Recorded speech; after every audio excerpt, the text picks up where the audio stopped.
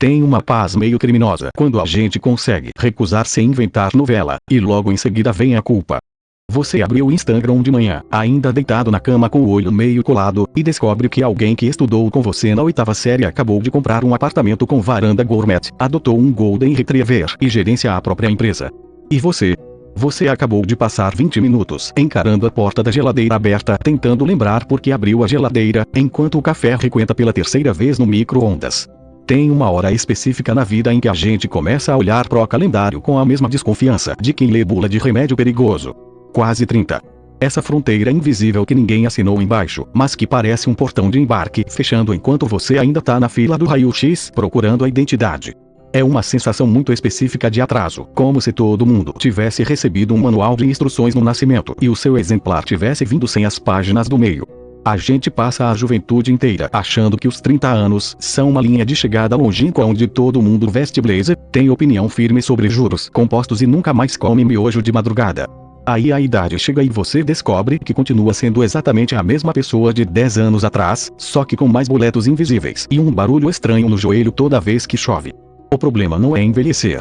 O problema é essa contagem regressiva inventada que diz que até uma certa data você precisa ter a vida empacotada, com laço, etiqueta e comprovante de residência.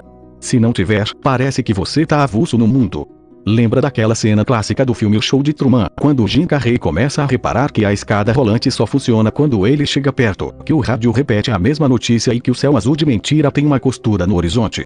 É mais ou menos isso que acontece quando a gente bate nos 20 e tantos altos. Do nada, o cenário da vida parece falso. Aquela história de que cada um tem seu tempo, que a gente ouve de tia-avó em festa de fim de ano, deixa de ser um consolo aconchegante e vira uma piada de mau gosto. Porque o mundo lá fora não tá esperando o seu tempo.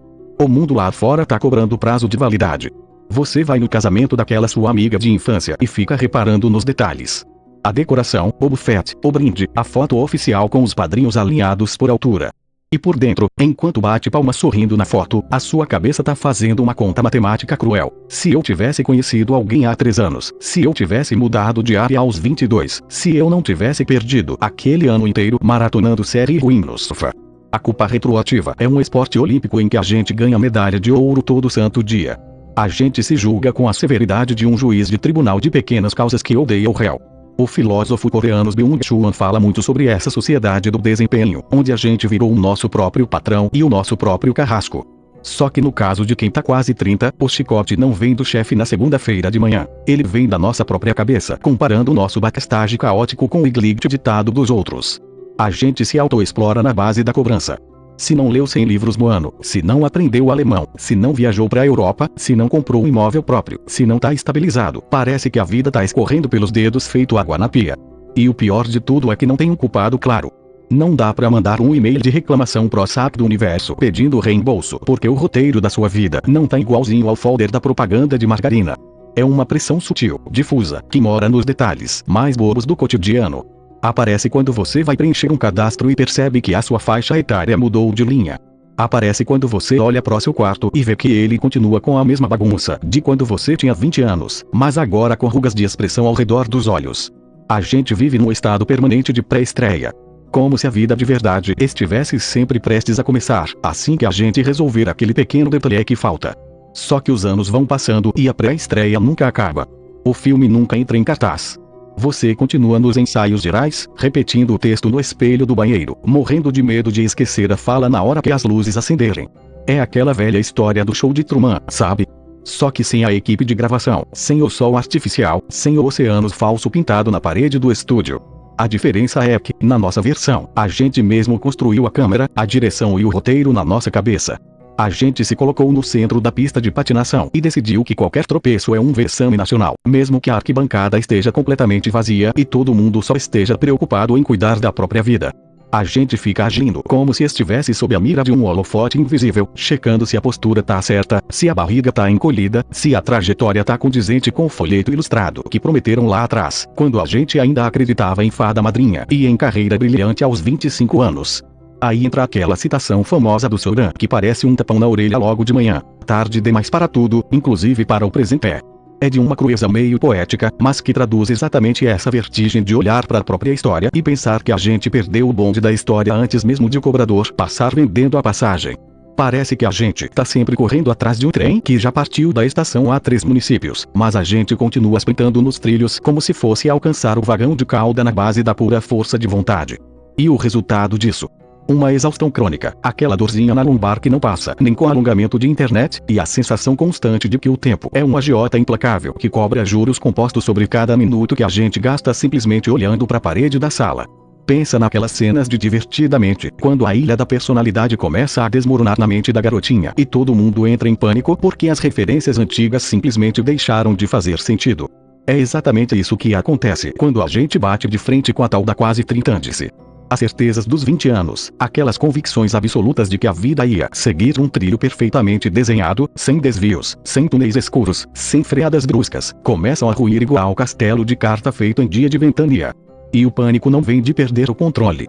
O pânico vem de descobrir, da pior forma possível, que nunca houve controle nenhum para começo de conversa.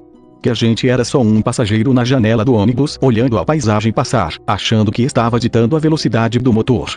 A verdade seca que dói um bocadinho é que a tal maturidade não é nenhuma ilha paradisíaca onde a gente chega de barco à vela, com o cabelo ao vento e uma taça de vinho na mão, olhando para o horizonte com o olhar contemplativo de quem venceu na loteria. Maturidade é só a habilidade de continuar pagando os boletos, quer dizer, as contas, e lavando a louça da pia mesmo sabendo que amanhã tudo vai estar sujo de novo. É aceitar que a vida adulta é um ciclo infinito de manutenção de coisas que insistem em estragar. O armário range, o chuveiro queima no domingo à noite, a planta da sala morre mesmo você regando com carinho, e o seu planejamento de vida de 10 anos atrás vira papel de embrulhar peixe na primeira curva mais fechada. E quer saber? Tá tudo bem. A grande armadilha dessa fase é achar que a vida precisa ter a consistência de um monumento de mármore, indestrutível, pesado, imponente para todo mundo ver. Quando, na real, ela é mais parecida com aquelas massinhas de modelar que a gente amassava quando era criança. Meio melequenta, pega poeira do chão, às vezes mistura cores que não combinam e vira uma bola cinzenta sem formato definido. Mas é exatamente essa maleabilidade que permite recomeçar a escultura do zero quantas vezes forem necessárias, sem precisar pedir autorização para a banca examinadora do universo. Então, se você olhou no espelho hoje e percebeu mais um fio branco perdido no meio do cabelo, ou se pegou fazendo contas na ponta do dedo para saber quantos anos faltam para a próxima década, respira fundo. Dá uma trégua para esse sargento maluco que comanda a sua tropa interna de chicote na mão. Não tem nenhum fiscal de cronograma escondido atrás da sua geladeira anotando os seus atrasos. A vida não é um concurso de redação cronometrado onde quem termina primeiro ganha um prêmio especial. É só um passeio meio caótico, com trechos mal iluminados, paradas inesperadas e momentos de silêncio que a gente aprende a saborear quando para de tentar adivinhar qual vai ser a próxima cena do filme. Fecha essa aba do navegador mental onde fica rodando o trailer da vida dos outros. Deixa o rascunho daquela mensagem sem enviar. Vai lavar o rosto, faz um café que não precisa ser gourmet, e senta no sofá para ver o tempo passar sem culpa nenhuma. O mundo não vai desabar só porque você tirou 5 minutos para não ser produtivo. E se desabar, bom, pelo menos você não vai estar correndo atrás do trem. Vai estar sentado no banco da praça, olhando o circo pegar fogo com um sorriso meio irônico no rosto e a leveza de quem finalmente entendeu que o atraso era só uma ilusão de ótica. Vai lá viver. Foto real. Cansaço real. Ia só na voz. Deixa o like.